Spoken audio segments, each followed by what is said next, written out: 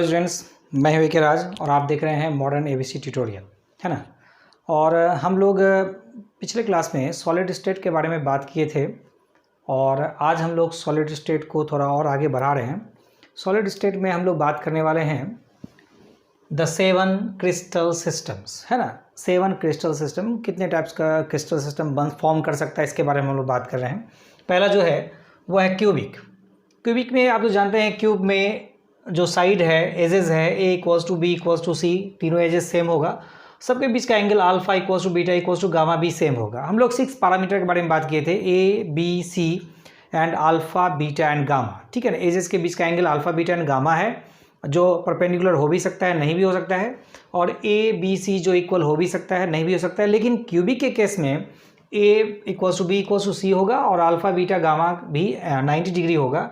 और ये जो क्यूबिक है ये कितने टाइप का फॉर्म कर सकता है, देखिए ये बड़ा ही इंपॉर्टेंट बात है, इसको ध्यान में रखेंगे। प्रिमिटिव, दूसरा body centred and face centred. Primitive का मतलब है जिसके सिर्फ कॉर्नर पर पार्टिकल होगा, लैटिस पार्टिकल होगा, कॉर्नर पर ही केवल होगा, उसको हम लोग कहते हैं क्या, प्रिमिटिव। लेकिन जिसके बॉडी के सेंटर में भी अगर कोई लैटिस पार्टिकल है तो उसको हम लोग कहते हैं क्या, बॉडी सेंटर्ड। और फेस में अगर लैटिस पार्टिकल है इसको हम लोग कहते हैं फेस सेंटर, ठीक है ना। तो इसको आप ध्यान से थोड़ा सा देखेंगे पहले, ठीक है। दूसरा क्या हो गया, टेट्रागोनल। टेट्रागोनल में क्या है कि ए इक्वल्स टू बी, दो साइड तो इसका सेम होगा, लेकिन तीसरा साइड तीनों मतलब सेम नहीं होगा। इसका मतलब A equals to B is not equal to C, है ना। लेकिन सभी एंगल 90 डिग्री का होगा, अल्फा बीटा एंड गामा तीनों एंगल 90 डिग्री का होगा। इसमें दो स्ट्रक्चर फॉर्म करता है, एक होता है प्रिमिटिव और दूसरा होता है बॉडी सेंटर्ड। प्रिमिटिव का मतलब हो गया जिसमें लैटिस पॉइंट केवल कॉर्नर पर होगा, और बॉडी सेंटर में मतलब कॉर्नर पर तो लैटिस पॉइंट होगा ही होगा, लेकिन साथ में एक सेंटर पर भी होगा। ये स्ट्रक्चर में आप देख सकते हैं, ठीक है ना। थर्ड में है ऑर्थोरोम्बिक। इसमें A is not equal to B is not equal to C, और अल्फा बीटा और गामा लेकिन 90 डिग्री होगा, ठीक है ना। और इसमें हम लोग क्या बात करें, देखिए ऑर्थोरोम्बिक में A is not equals to B is not equal to C, है ना, but alpha equals to beta equals to gamma equals to 90 degree, ऐसा होगा। और इसमें देखिए 4 टाइप्स का हम लोग का स्ट्रक्चर है, कौन कौन, एक तो प्रिमिटिव, दूसरा बॉडी सेंटर, तीसरा फेस सेंटर, और तीसरा चौथा हो गया इन सेंटर। पहला प्रिमिटिव का मतलब केवल कॉर्नर पर हो गया लैटिस पॉइंट, बॉडी सेंटर मतलब बॉडी के अंदर एक लैटिस पॉइंट सेंटर पर, फेस सेंटर का मतलब है कॉर्नर पर तो होगा ही होगा, साथ साथ फेस पे भी होगा, ठीक है। और इंड सेंटर्ड का मतलब हो गया कॉर्नर पर तो होगा ही, साथ साथ इंड पर भी एक लैटिस पॉइंट होगा। इसको हम लोग कहते हैं ऑर्थोरोम्बिक, ठीक है ना। नेक्स्ट है हेक्सागोनल। हेक्सागोनल में ए इक्वल्स टू बी होगा बट नॉट इक्वल्स टू सी, लेकिन एंगल अल्फा और बीटा 90 तो होगा, लेकिन गामा 120 होगा, ठीक है। ये देखिए हमको यहाँ पर थोड़ा सा जगह कम होने की वजह से मैं आपको क्लियर कट एंगल नहीं दिखा पा रहा हूँ, बट आप इसको समझने की कोशिश करेंगे, ठीक है। और इसमें कैसा बनेगा, तो ओनली एंड ओनली प्रिमिटिव बनेगा, मीन्स कॉर्नर पर ही केवल और लैटिस पॉइंट होगा, ठीक है ना। नेक्स्ट होता है ट्राइगोनल और रोम्बोहेड्रल। ट्राइगोनल और रोम्बोहेड्रल, इसमें A equals to B equals to C होगा, है ना, एजेस इक्वल होगा, साथ साथ क्या है alpha equals to beta equals to gamma is not equals to 90 degree, है, ठीक है। क्या कैसा बनेगा, तो ओनली प्रिमिटिव बनेगा, जैसे आप इसमें देख सकते हैं सिर्फ प्रिमिटिव है, केवल कॉर्नर पर ही लैटिस पॉइंट है, ठीक है ना। नेक्स्ट है हम लोगों का मोनोक्लिनिक। इसमें A is not equals to B is not equals to C, A B और सी तीनों इक्वल नहीं होगा, लेकिन अल्फा और बीटा 90 होगा, बट अल्फा एंड गामा 90 होगा, but beta is not equals to 90, beta 90 degree नहीं होगा। प्रिमिटिव एंड इन सेंटर्ड होगा। प्रिमिटिव देख रहे हैं, इसका एग्जाम्पल्स हम लोगों ने यहाँ लिखा हुआ है। प्रिमिटिव में समझ रहे हैं कि लैटिस पॉइंट केवल कॉर्नर पर होगा, और इन सेंटर का मतलब लैटिस पॉइंट कॉर्नर पर तो होगा ही, साथ साथ इंड पर भी होगा, ठीक है ना। और लास्ट में है हम लोग का ट्राइक्लिनिक।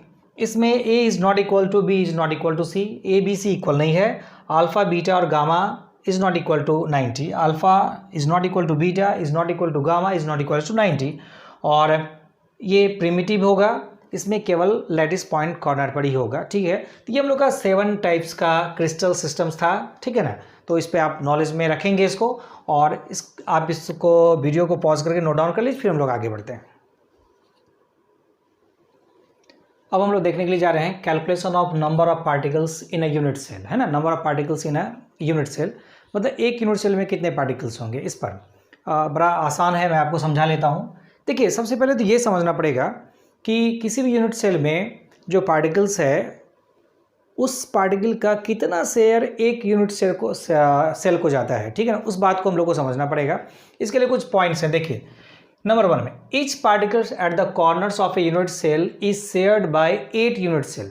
जो पार्टिकल कॉर्नर पर है वो 8 यूनिट सेल के द्वारा शेयर किया जाएगा, ठीक है ना, in the lattice, and hence contributes only 1/8 to a particular unit cell. इसका मतलब है कि केवल 1/8 पार्ट ही वो किसी पर्टिकुलर यूनिट सेल को प्रोवाइड कर रहा है, ठीक है ना, कंट्रीब्यूट कर रहा है।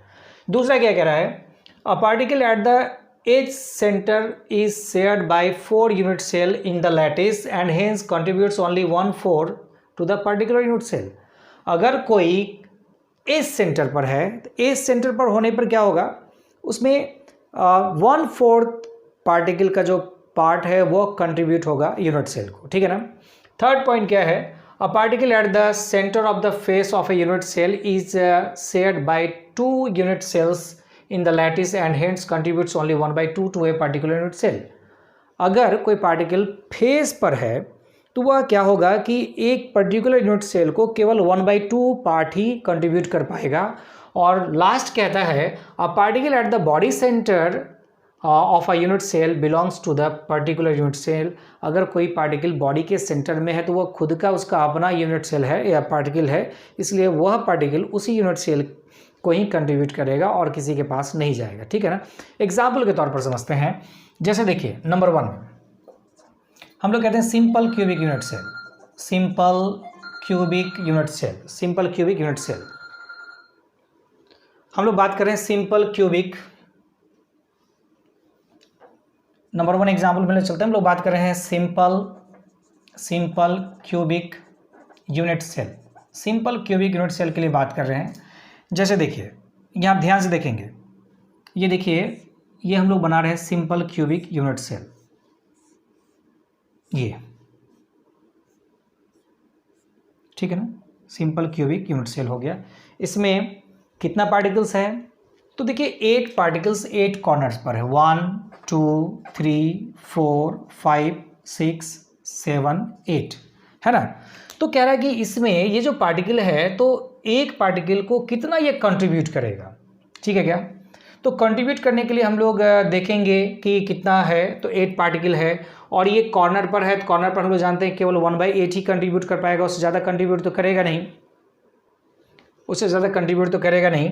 तो क्या देख रहे हैं हम लोग, 8 particles at the corner of unit cells है ना। देयरफॉर नंबर ऑफ एटम्स कितना हो गया, नंबर ऑफ एटम्स हो जाएगा, नंबर ऑफ पार्टिकल्स कह दीजिए, एटम्स कह दीजिए, पार्टिकल ही लिखना अच्छा रहेगा अभी। नंबर ऑफ पार्टिकल्स कितना हो जाएगा, ठीक है। तो क्या कहेंगे 1/8 इंटू 8 इक्वल्स टू 1 एटम। कितना एटम हो गया, 1 एटम, ठीक है। उसी तरीके से अगर हम लोग बात करें नंबर 2 में, body centred cubic unit cell, body centre cubic unit cell है ना। यानी ऐसा यूनिट सेल हम लोग बना रहे हैं जिसमें 8 पार्टिकल्स कॉर्नर पर तो होगा ही होगा।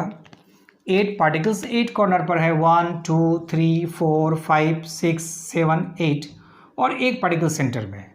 तो ओवरऑल टोटल पार्टिकल्स कितना हो जाएगा, टोटल पार्टिकल्स हो जाएगा हम लोग का 1/8 इंटू 8 है ना, प्लस 1 इक्वल्स टू कितना हो जाएगा 2 एटम्स। कितना एटम्स हो जाएगा, 2 एटम्स। समझ रहे हैं ना, ये जो कॉर्नर पर है वो तो 1/8 कंट्रीब्यूट किया, और ऐसा ऐसा कितना कॉर्नर है, 8 कॉर्नर है, सेंटर में कितना है 1 एटम है, कुल मिला के कितना एटम्स हो गया 2 एटम्स हो गया, ठीक है ना।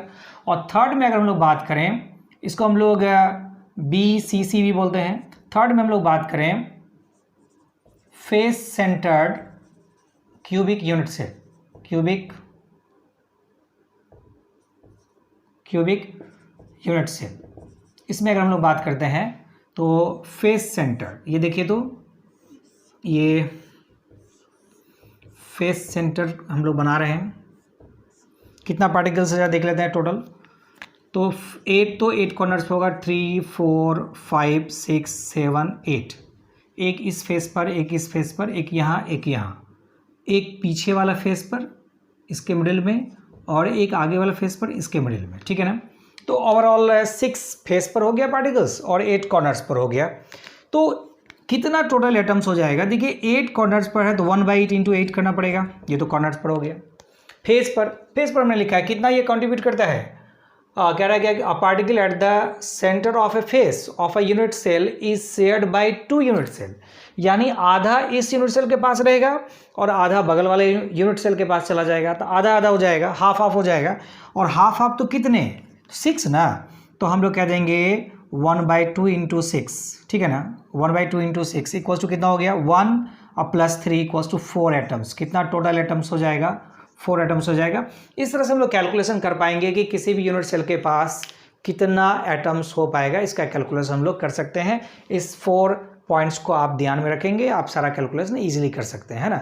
तो आज हम लोग इतना ही रखेंगे, अगले क्लास में हम लोग इससे आगे बढ़ेंगे, ठीक है। तब तक के लिए बहुत बहुत धन्यवाद, थैंक यू।